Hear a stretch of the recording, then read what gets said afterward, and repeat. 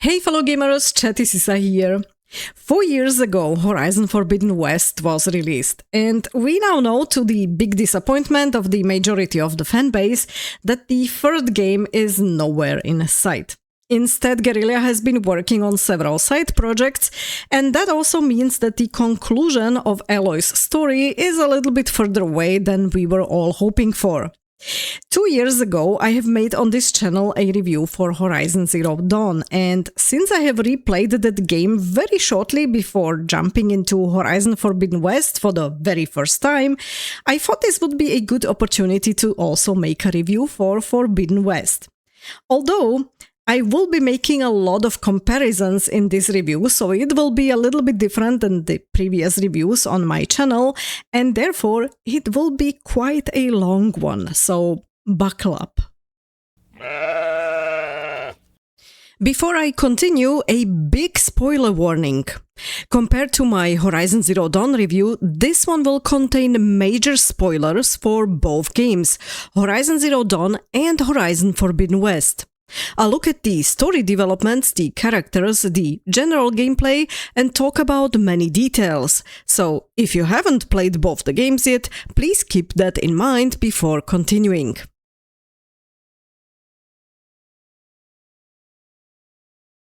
Horizon Forbidden West was developed by Guerrilla Games and published by Sony Interactive Entertainment. The second game in the trilogy, originally released in February 2022 for PlayStation, followed by the Burning Shores DLC in April 2023, and a PC release containing both the base game and the DLC in March 2024. Since I've already covered Guerrilla Studios' history, the development of the first game, and a lot of the background lore in my Horizon Zero Dawn review, I'm not going to repeat all of that here. I will of course link that first review at the end of this video, so you can watch them both as a package if you like. What I do want to mention here though is that while playing Horizon Forbidden West, I often had the feeling that Sony's influence on the franchise had become much more visible than it was in Zero Dawn. Whether that's in the story, the characters, or some of the design decisions, it's something I'll be coming back to several times throughout this review. And as usual, I won't use a traditional scoring system. Instead, I'll simply talk about what worked for me, what didn't, where I think Forbidden West improves on Zero Dawn, and where I personally think it takes a step backwards. By the end, you can decide for yourself where you stand on the game, and if you've already played it, I'd appreciate to see your thoughts about the game in the comment section below. There are two more things I'd like to highlight before diving into the details. First, Horizon is one of those gaming franchises that I genuinely love. That's exactly why some of the criticism in this review may sound quite blunt at times. Although I wouldn't spend this much time talking about the game, analyzing its story and discussing its design choices in detail if I didn't care about it in the first place. And second, it's worth keeping a few numbers in mind. While Horizon Forbidden West has sold around 11 million copies and is generally considered to be a successful game, its predecessor, Horizon Zero Dawn, has surpassed 24 million. Of course, the first game is longer on the market, and sales numbers alone don't determine whether a game is good or bad. But they do provide some interesting context when we think about the direction of the franchise and how Horizon players responded to both games. I will also come back to some of those stats a bit later. The story of Horizon Forbidden West begins shortly after the events of Horizon Zero Dawn, about half a year later, and it builds on the core mystery of the first game.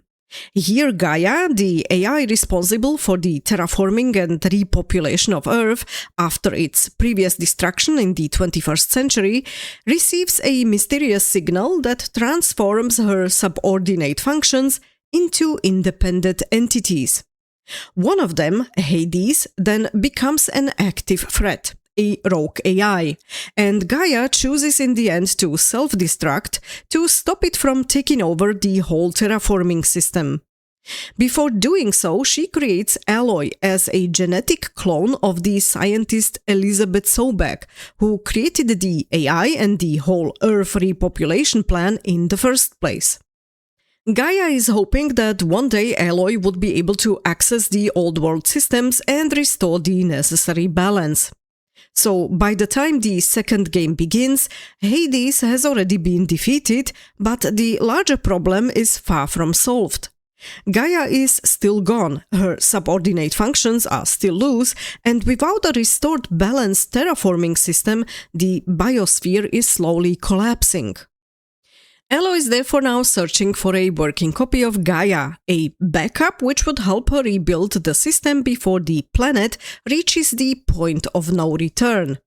This search leads her away from Meridian, where the first game has ended, and eventually into the Forbidden West, where she encounters new tribes like the Utaru and the Tenakth, while also dealing with new secondary conflicts, including the Tenakth warlord Regala and her rebels.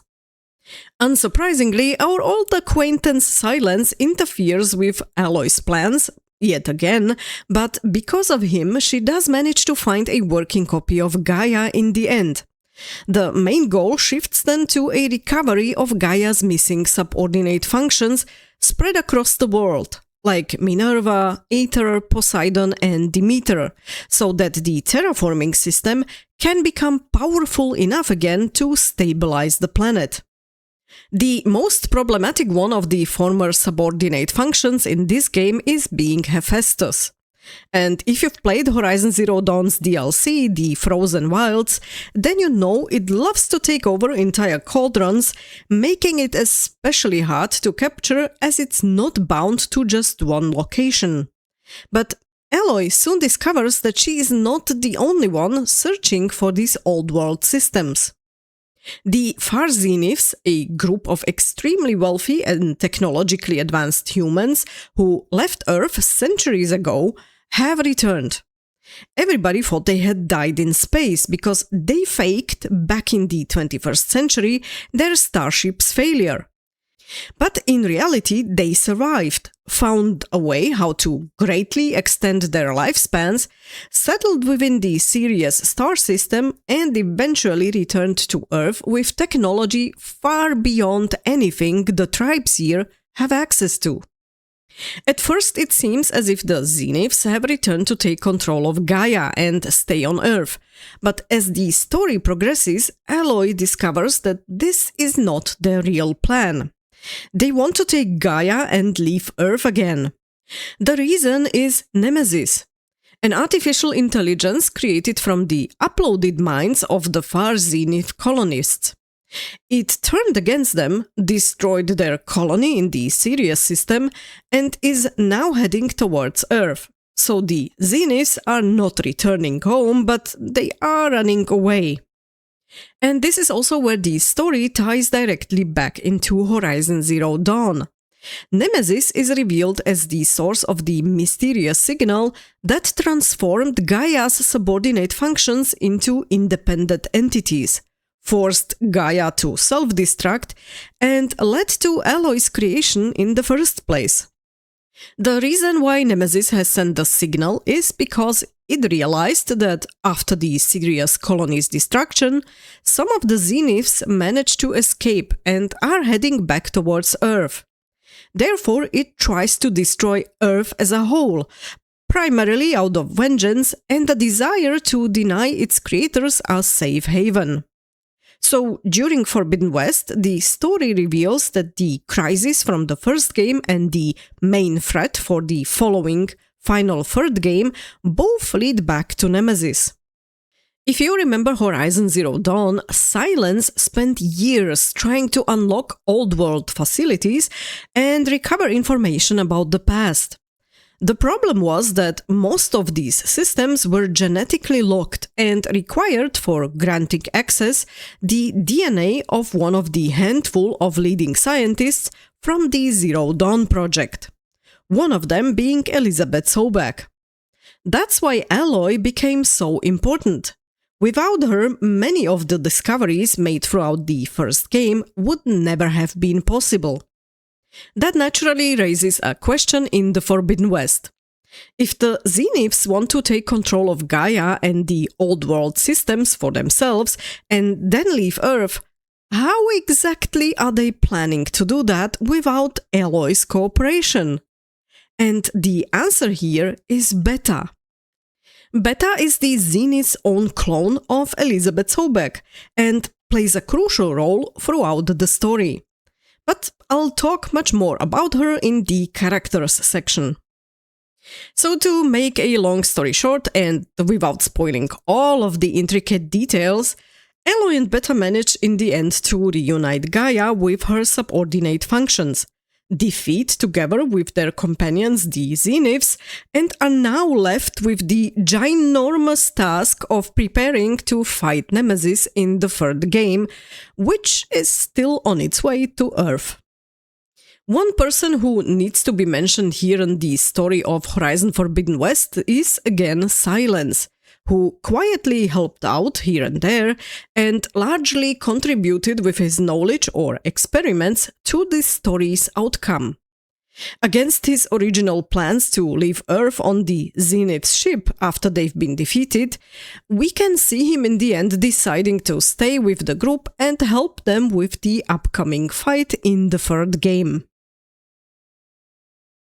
On the surface, all of this probably sounds quite exciting. Advanced AI systems, immortal space colonists, rogue terraforming functions, and a mysterious signal that has been influencing events since before Aloy was even born.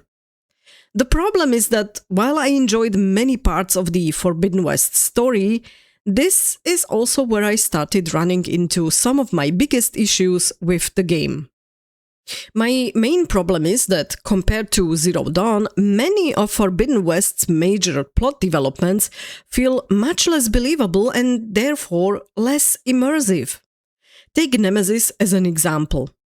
By the end of the game, we're told that Nemesis is an incredibly advanced intelligence created from the digital minds of the Far Zenith colonists. It is supposedly far beyond normal human capabilities, technologically superior, and intelligent enough to destroy an entire interstellar civilization. So its core motivation basically comes down to hatred and revenge. This part doesn't really make sense to me. Why would a hyper-intelligent entity decide that wiping out an entire biosphere on some remote planet is the best solution simply because it hates a relatively small group of people? Nemesis is depicted here as an evil world-ending AI that doesn't want to destroy just humans, but is instead very volatile in wasting time destroying something that will not even guarantee it'll succeed in its goal. Instead, its motivations and decisions are emotional, irrational, and oddly human, but in the least convincing way possible. It's unlike the Pharaoh Plague, which destroyed the previous biosphere as it needed it to fuel its machines, and that was an understandable and believable motivation. It's also unlike a truly logically based AI that would find the most efficient and fastest way to resolve its problem, the one here being to get rid of just a handful of humans. To be fair, the central message of the franchise is still intact. Horizon has always been about humanity's relationship with advanced AI and the consequences of losing control over it. It's this trope of the bad AI that the writers wanted to emphasize and top the already previously revealed Pharaoh Plague from the first game. But they've done it in a way that was way less interesting and believable than the more nuanced Gaia's subfunctions like Hades and Hephaestus, or even the deeply flawed human characters of the Horizon universe. Nemesis also creates another logical problem for me. The Zenith's entire plan is to take Gaia, take Beta, and escape again before Nemesis reaches Earth. But the more I thought about that plan, the less sense it made. Gaia wasn't just a piece of software. The original Zero Dawn project had access to enormous infrastructure, genetic archives, seed banks, animal embryos, and countless other resources needed to rebuild an entire biosphere suitable for humans. The same is true for the Zeniths themselves. When their ship originally left Earth, it was equipped with hundreds of thousands of human zygotes, millions of animal embryos, billions of plant seeds, and an early build of the Apollo database. Even if the Zeniths managed to steal Gaia, how exactly were they planning to recreate all of that somewhere else? And if they would remain in the end on Earth, where the infrastructure is already available, but decided to wipe out the current biosphere and restart the whole process again, which was also an option directly mentioned by one of them, they'd still have a huge problem. At this point in time, all the resources both on Earth and back at Sirius are used up or destroyed and simply gone, as we already know. Even if they somehow succeeded and fled Earth, what would stop Nemesis from simply following them again? The whole conflict exists because Nemesis is obsessed with finding and destroying the Zeniths. Running away clearly doesn't seem to be working. The more I think about it, the more the entire situation starts feeling like a temporary plot device rather than a believable long-term plan. And that's really my overall impression of Forbidden West's story. It's not that the story is bad, in fact I enjoyed large parts of it, but compared to Zero Dawn it often feels less grounded, less logical and less believable. What made me fall in love with Horizon Zero Dawn was its grounded science fiction setting, where most of its major concepts felt rooted in the technology and ideas that at least seemed plausible from today's point of view. Forbidden West already heavily deviates from that premise. Instead of grounded, post-apocalyptic science fiction sprinkled with a little bit of fantasy, Forbidden West often feels like pure fantasy sprinkled with just a little bit of the necessary science fiction. Don't get me wrong, I don't mind neither of those kinds of stories. I enjoy both science fiction and fantasy settings. My problem is that this shift between the genres happens within the same franchise, within the same trilogy, and within a world that originally felt much more grounded. And that change in tone is one of the biggest reasons why the story never worked as well for me as the first game did. Horizon Zero Dawn already ended with extinction-level stakes, so obviously Guerrilla felt that the sequel needed something even bigger. But the problem is, bigger stakes do not necessarily equal more believable stakes. Sometimes smaller, more personal, and more psychologically grounded threats actually feel more dangerous and more immersive. Another detail that bothered me on the Horizon Forbidden West story is Ted Farrow's fate. It was as unbelievable or rather illogical as the whole Nemesis premise. If you're not aware of what I'm talking about, there's a quest in the main story, about halfway through the game, where Aloy explores Ted Farrow's subterranean bunker, where he was hiding at the end of Horizon Zero Dawn. Inside, Aloy finds out that Farrow has used gene therapy and cellular regeneration treatments to survive over 1,000 years. However, opposite to what the Zeniths have achieved, in his case the process went horribly wrong, mutating him into a grotesque, immortal mass of flesh that fills the reactor room. Aloy does not fight or directly interact with him. In fact, we don't even get to see him. There are soldiers from the Quen tribe who just go into the reactor room and burn this mutated thing within just a minute or two. His death triggers the bunker's self-destruct sequence, and that's basically it. To me, it would have made more sense to uncover his bunker and maybe find out what his last moments were like way back in the 21st century. Maybe up to the point where he remained there alone and had to spend some time in loneliness and desperation with a relatively clear mind before he died. That would have been, I guess, a good punishment many players would have wished upon him. But to have him still be alive 1,000 years later as some weird biomass construct that's not even capable of understanding his own impending demise was one of the game's major disappointing story reveals.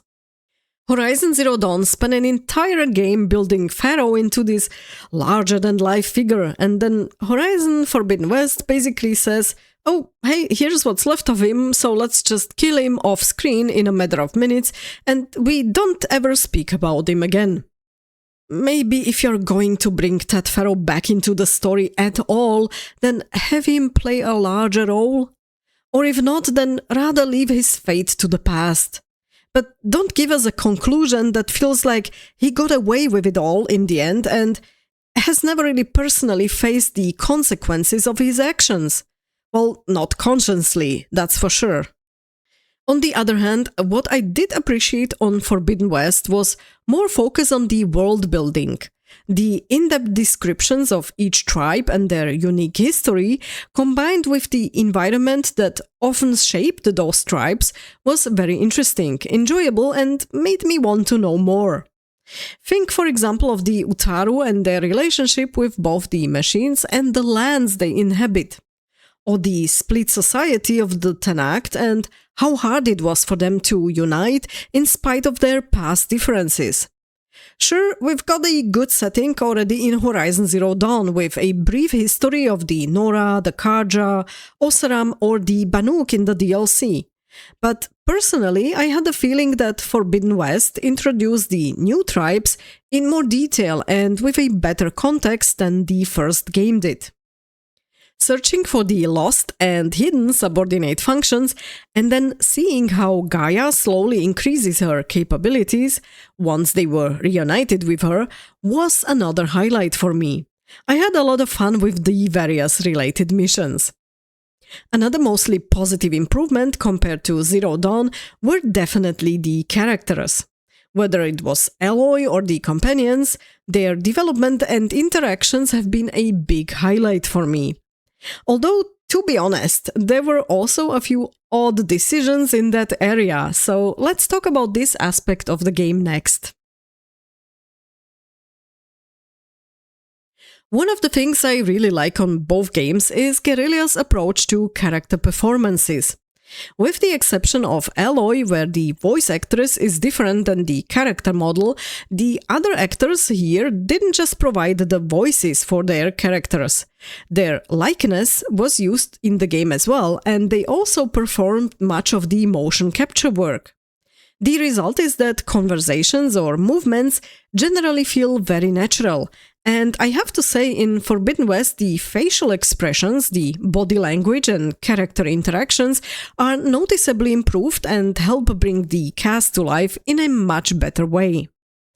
That said, similar as it was already with the story, while I liked many of the characters, there were also a few that left me with mixed feelings or were outright annoying.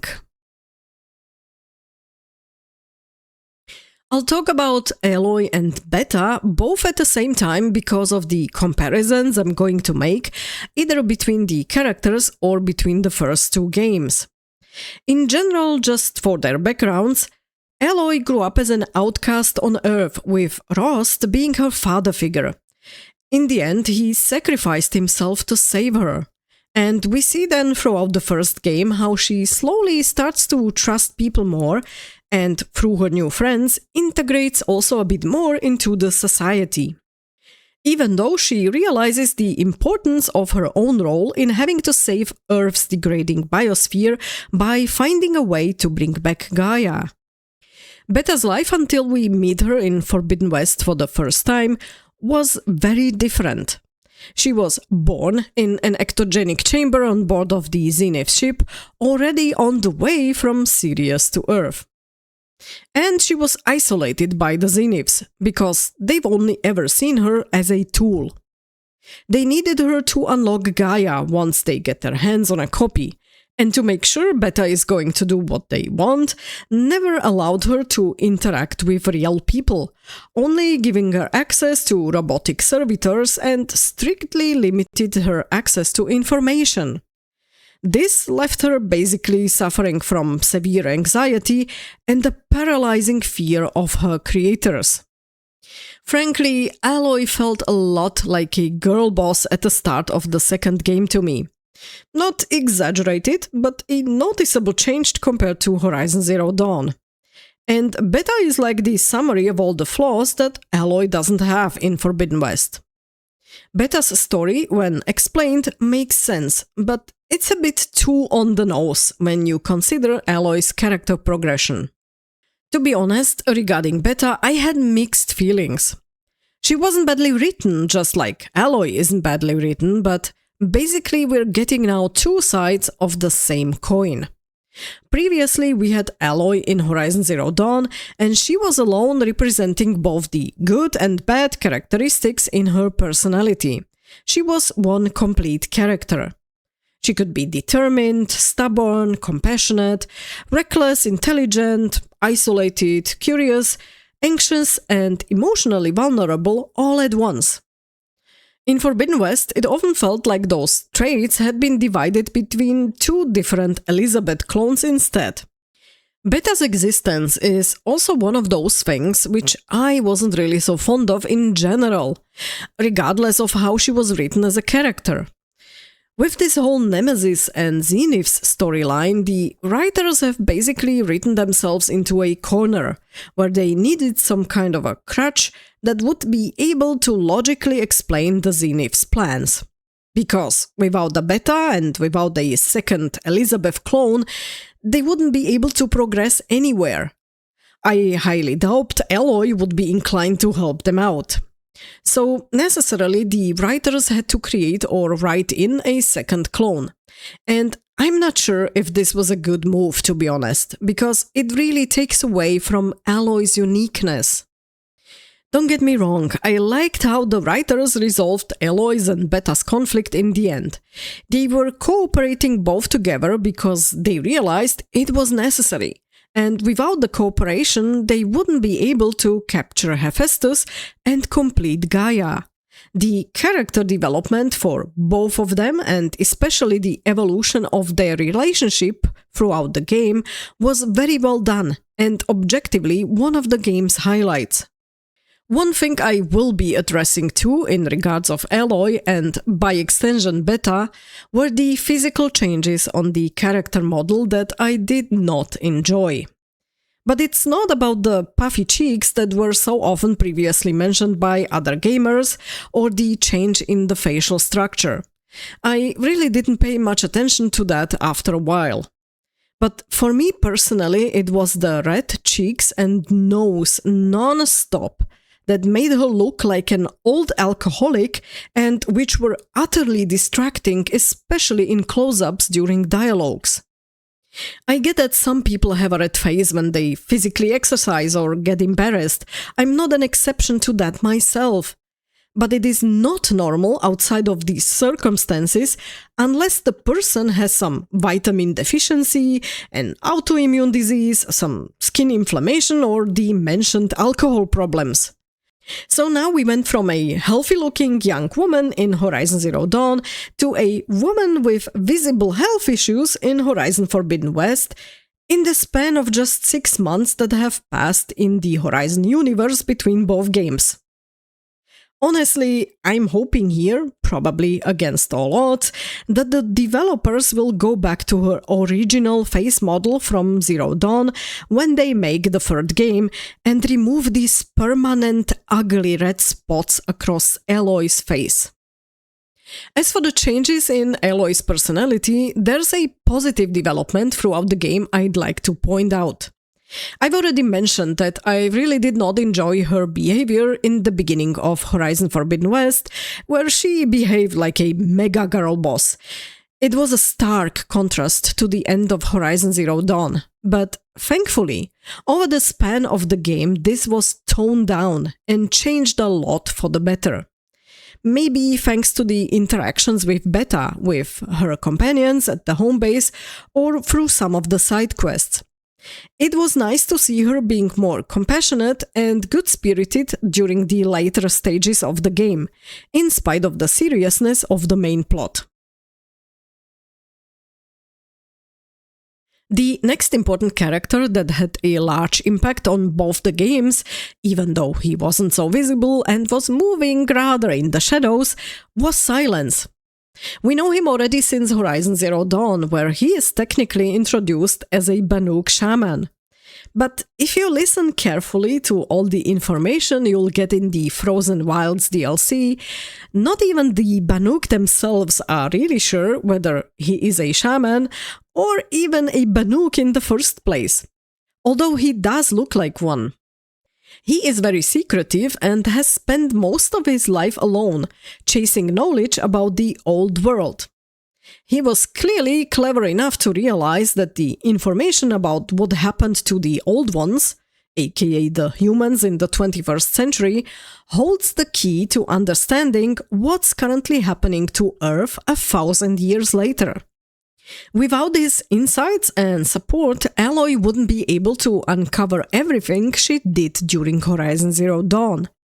His character is just as essential for the whole story as is Aloy's. And this is also the reason why I've made a separate video about it, how Guerrilla might be dealing with the passing of Lance Reddick in March 2023, the actor who portrayed Sylens, and what impact this could potentially have on the development and story of the third game. I'm linking the respective vid now here in the top right corner in case you're interested in watching it. A small note, it's already a few months old, so some info has been updated in the meantime, but the main discussion points are still valid. In regards of the Forbidden West story, I really don't wonder that much about his change of heart at the end of the game where he decided to stay. No matter how Machiavellian you write his character, he's smart enough to realize that even if he manages to escape Earth with a Gaia copy before Nemesis arrives, and even if Earth dies, there's just no chance for him then to establish somewhere a suitable biosphere on his own and within a feasible timeline. He would be alone on a ship somewhere in space, and logically I doubt he'll be able to settle anywhere on a suitable planet, as he'd be missing all of the infrastructure and assets plus the necessary time for any meaningful terraforming. It made much more sense for him to use the technology available from the Zenith's ship on Earth itself. We had way less interaction with him in this second game than during Horizon Zero Dawn, which was also understandable due to the game's focus on rebuilding Gaia and Aloy having now more allies. But I'd have appreciated a bit more time to talk about his motives and plans in the game, aside from just very few dialogues. He is still essential for some key moments during the game though, and I have really enjoyed the consistency in his writing, so kudos here to the studio. The other two important characters we know already from the first game who have joined Aloy in the Forbidden West were Varl and Erend. And also here there are clear changes between the two games. With Varl, I enjoyed the depth of the writing. He has in general a considerably positive character development, even though his character arc ends up the way it does. And just to give you a quick recap, Varl is a Nora Brave and the son of Sona, the Nora warchief, whom we've met in the first game. He was very supportive of Aloy from the very start, evolving into a friend who isn't afraid to tell her the truth, but at the same time understanding where she comes from and why she is the way she is. During the second game, he enters a relationship with the Utaru Zo, a new character in Forbidden West. Their interactions and growing loyalty to each other contribute greatly to both of their character developments. Although I have to say the start of their relationship felt a bit rushed, but the later writing in the game has made up for it in my opinion. And then on the other hand, there's Aloy's Osaram friend Erend, the former captain of the Vanguard for the Karja King Avad, who decides to join Aloy in the second game during her quest in the Forbidden West at the start of the game. I was very unpleasantly surprised how his writing deteriorated between both games. To put it bluntly, Erend was dumbed down so much he sounded like a village idiot. Sure, he wasn't Einstein in Horizon Zero Dawn, but to make him appear in Horizon Forbidden West like he suddenly lost half of his brain cells was absolutely awful to watch. That's a big nope from my side, and it is a good example of why I was torn also on the character writing in this game, not just on the story. The characters are to a large part really good, and one of the highlights of the game, but it heavily depends on which character we are talking about. And that goes for both old and new ones. Speaking of the new characters, there are many new faces in Horizon Forbidden West, and those with the biggest impact on the story were the already mentioned Beta, then Tilda, Zoe, Alva, and Kotallo. Let's start with Kotallo first. The Tenakth warrior who loses an arm in a fight at the beginning of the game is a marshal and helps unite the fractured Tenakth tribes under Chief Hekarro. During the later stages in the game, Aloy can decide to help him get a prosthetic arm, which is basically his loyalty mission. And I have to say, even though I've mentioned it in a separate video already, that many of the characters in the game felt like someone went through a DEI checklist, thankfully Kotallo didn't feel just like a checkbox for a disabled character on that list. He was eager to support Aloy, very well written with a good backstory and personality. I really enjoyed the dialogues with his character as he often gave Aloy more insight on the Tenakth or other tribes or the history of the Forbidden West. I've also enjoyed his character arc and development over the course of the game, so he was for sure one of the positive highlights with his loyalty and dry sense of humor. And then there is Alva, who was extremely annoying to me. Not completely unlikable, I enjoyed her enthusiasm for science and knowledge, but she had the immature behavior of a teenage weirdo, and it was especially in some dialogues really getting on my nerves. Alva belongs to the Quen tribe, a civilization that crossed the ocean searching for knowledge. Overall, I liked the way she contributed to the story and to the team. Her type of character certainly had a place in the game. I just didn't exactly enjoy her specific personality, so this was definitely not a character I'd be fond of. Although I have to highlight that she is also proof of how consistently these new side characters were written, who became Aloy's companions. Because once you get to know her, you knew at least what to expect of her and you knew she's a reliable team member.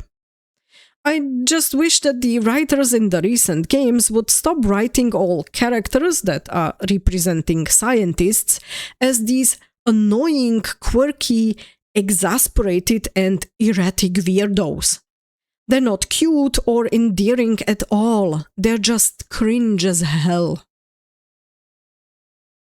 Zoe was another one of the new characters who joins Aloy in her home base with the rest of the team.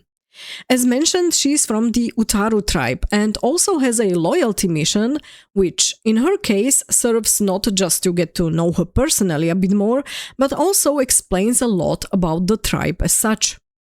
Their history, customs and coexistence with the machines and the Tenakth in the area. I've enjoyed talking to her character a lot.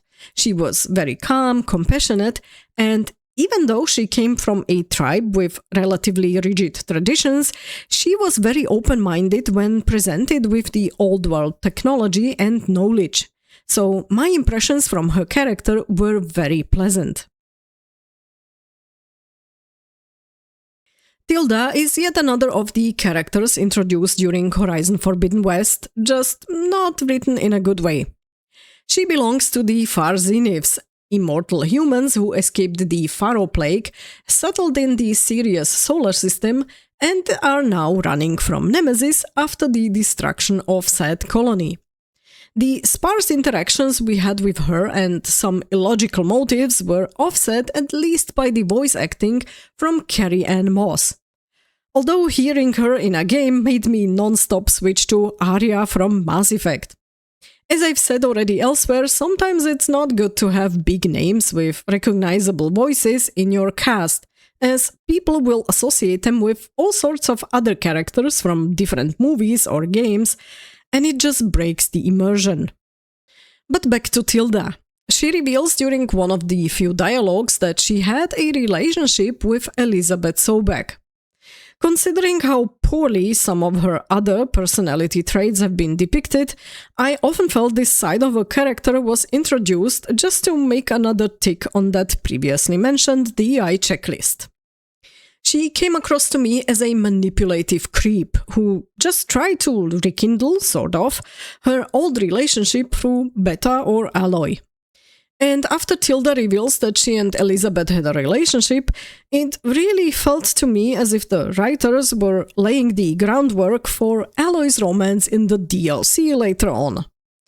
I never found that particularly convincing. Assuming that a genetic clone of someone who is gay would automatically also be gay is another one of those points that just made no sense to me. Because to a large part there are other, more important factors than genetics which influence a person's sexual orientation. Tilda's motives were all over the place, from trying to play nice with Beta and later Aloy, to a sudden betrayal and change of mind at the very end of the game. It seemed very rushed, illogical, and the final boss battle with her was probably the most anticlimactic fight in the whole game. And with Tilda, we're already talking about the antagonists in the game. I'd personally consider those to be in Horizon Forbidden West the Zeniths with their specters. This includes her and the handful of people appearing in the game. The secondary antagonists are Regala and the Tenakth rebels, and to a certain degree also Hephaestus, which is trying not to get captured by Aloy as she's rebuilding Gaia. While the companions are generally written really well and I've enjoyed their interactions, the antagonists are clearly very one-sided. To a point where they seem just cartoonishly evil, with motivations or plans that make no sense or only very little. Regala is a good example. It's a bit boring seeing the repetition of the same formula of, hey, let's have a group of unhinged rebels as a secondary enemy, which we've already seen in the first game. However, there at least the antagonist Heelys and the motivations of the Eclipse were well written and believable. You didn't have to agree with them, but you understood where they came from and why they acted the way they did. In Forbidden West, Regala and her rebels never reached that same level of depth. Instead, they often felt like just another obstacle on the way to the main plot, rather than a natural layer of complexity added to the story. In general, the cast is huge, and even though a few more of the Horizon Forbidden West side characters could be mentioned here, it would make this review unnecessarily long, and it's not at this point so important for the main storyline. I'd rather talk a bit more about the characters from the game's DLC, The Burning Shores. It introduces Seika alongside Aloy as a potential love interest, and that's something I personally wasn't so fond of. Their relationship felt rushed and shoehorned into the story at the last minute, without much chemistry between the characters. To me, Aloy actually had much better chemistry with several already established characters from the first game, who would have made far more sense as potential romance options. Even though the writers tried to give Seika a backstory similar to Aloy's to create some common ground between them, I just never found their relationship convincing. And honestly, I was also disappointed by the fact that Guerrilla has in the past many times said that there's a reason they will not introduce a romance option in the games, due to Aloy being busy basically saving the world and having much bigger problems. And then they go ahead and break their word just to gather some more DI points on their checklist, as it seems. Seika as a character is written very similar to Aloy, with her being a warrior and hunter along with almost the same personality traits. And that's exactly the reason why she doesn't particularly stand out for me. Her character doesn't seem to bring anything new to the game, and from the DLC's perspective, I'd have honestly preferred doing some of the quests alone rather than being forced into working with her every time. Don't get me wrong, she isn't a bad character, but I already play as Aloy. I don't need to have Aloy number 2 to tag along. The main antagonist of the DLC is Londra, and it's a villain that's as one-sided as it gets, to a point where he's like a caricature of a villain. Not very believable in my book, and any interaction with him just made me roll my eyes more and more.